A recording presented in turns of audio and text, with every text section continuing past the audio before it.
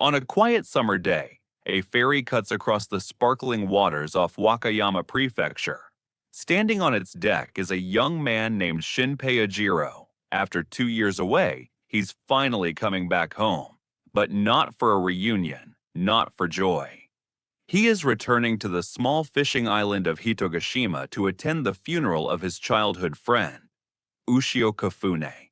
Ushio's death was ruled a drowning, a tragic accident. She had died saving a little girl from the ocean. Noble, yes, but simple. Too simple. And yet, as Shinpei steps onto the island and greets Ushio's younger sister Mio and their adoptive father Alan, he feels something is wrong. The island he grew up on, the place where everyone knew everyone, hides a secret. And as the days unfold, Shinpei discovers a nightmare buried beneath its summer sun, a curse of shadows, time loops, and a war that threatens not just his home, but the very fabric of reality. This is the story of Summertime Rendering. The funeral is somber. Villagers gather, offering condolences, but whispers begin to reach Shinpei's ears. Ushio's body had strange bruises around her neck, marks that looked less like drowning and more like strangulation. The girl Ushio died saving, Shiori Kobayakawa, and her family act strangely distant. At one point, Shiori mutters something chilling, that she saw another version of herself. That night, Shinpei witnesses the impossible. Mio is confronted by herself, a perfect double. Before Shinpei can react, this doppelganger kills Mio, and then kills him too. His vision goes black, and then, suddenly, Shinpei opens his eyes. He's back on the ferry, back to the very moment he first returned to the island. The funeral hasn't even happened yet. Somehow, his death rewound time, but not perfectly. Every time Shinpei loops back, time skips slightly forward. The resets aren't infinite. He realizes he only has limited tries before the end arrives. The truth begins to unravel. Shadows walk among the villagers. These mysterious beings copy humans perfectly. Memories, appearance, even voices. Once a shadow kills its original, it replaces them entirely. The rule is clear. If you see your double, run, because you've already been marked for death. With each loop, Shinpei learns more. He tries to save Mio, to stop the killings, to warn others, but time after time, he dies. And then comes the greatest shock of all.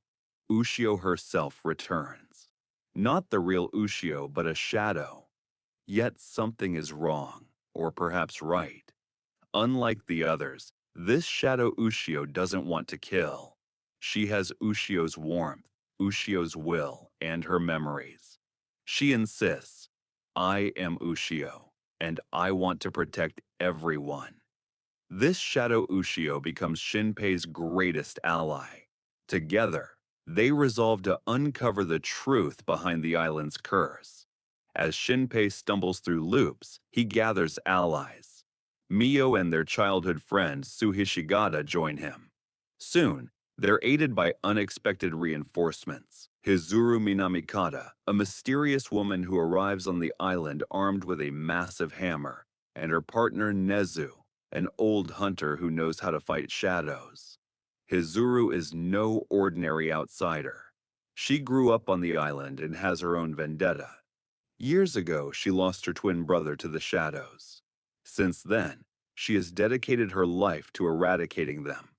From her, Shinpei learns more about the nature of these creatures. Shadows are born from something deeper, something older. At the center of it all lies Hain, a mysterious godlike shadow who appears in the form of a little girl. She is worshipped by some islanders as a deity, but in truth, she is the source of the shadow plague. The shadow's goal is chilling. During the upcoming festival, they plan to kill and replace the entire population of Hitogashima. One by one, every villager will be copied, until only shadows remain. Shinpei realizes his looping ability isn't an accident. Each reset drags him closer to Hain's awareness. The shadows start hunting him specifically, knowing that if they kill him in the real end, the loops will stop and their victory will be sealed.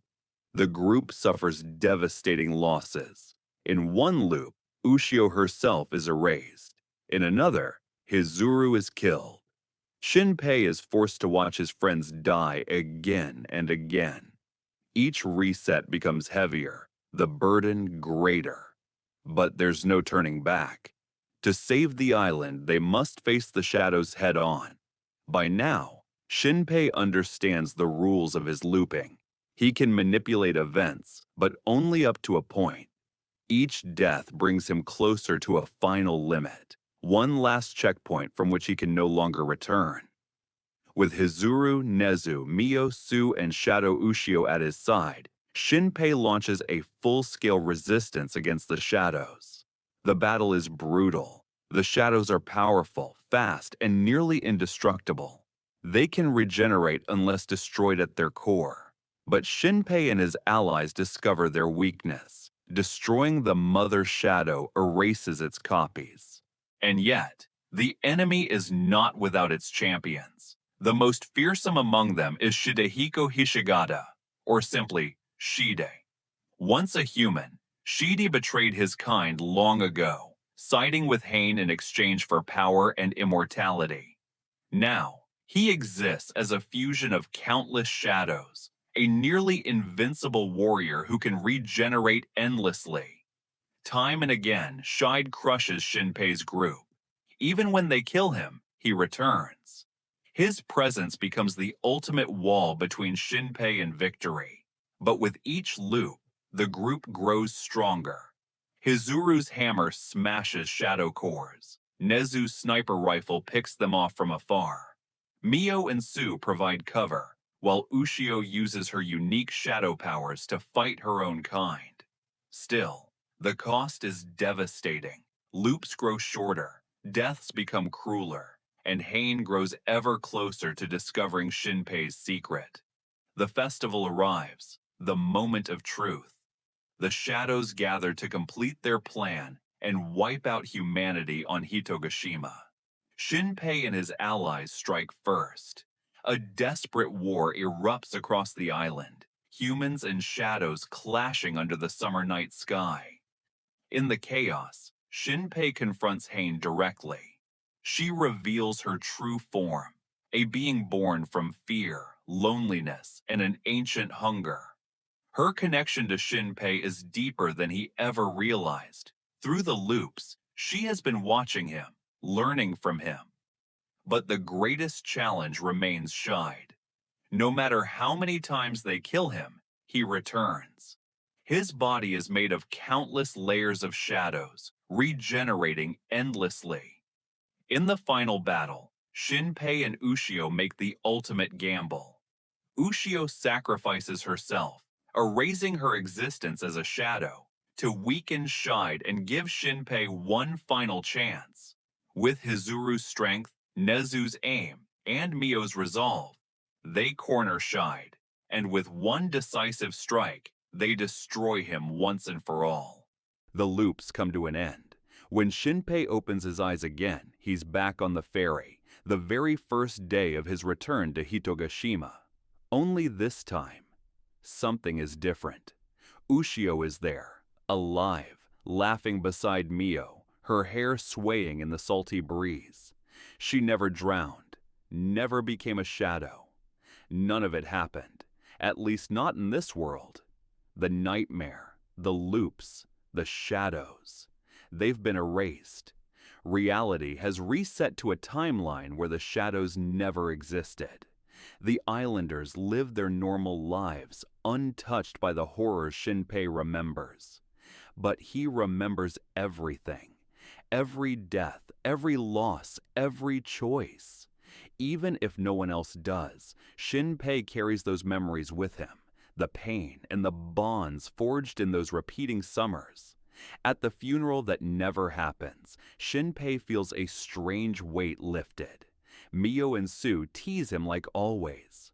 Ushio smiles at him with the warmth he thought he'd lost forever. For Shinpei, it's like a dream come true, a miracle at the end of countless tragedies.